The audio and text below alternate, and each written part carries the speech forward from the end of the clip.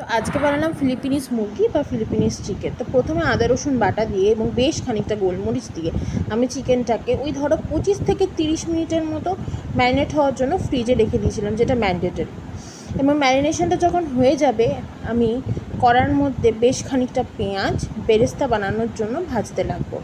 এবং ভাজা যখন হয়ে যাবে, বেরেস্তা করা যখন হয়ে যাবে, আমি ওই কড়ার মধ্যেই হালকা তেল দিয়ে চিকেনগুলোকে ভেজে নেব। এবং ভাজা হয়ে গেলে ওর মধ্যে আমি অ্যাড করব হচ্ছে কোকোনাট মিল্ক।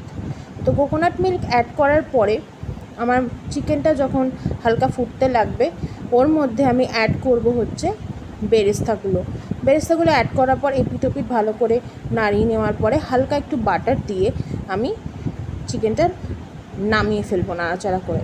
এবং বাটারটা হচ্ছে আমার সংস্করণ, কারণ অরিজিনাল ফিলিপিনিস চিকেনে বাটার অ্যাড করা হয় না। ভালো লাগলে প্লিজ কমেন্টে জানিও, লাইক শেয়ার এন্ড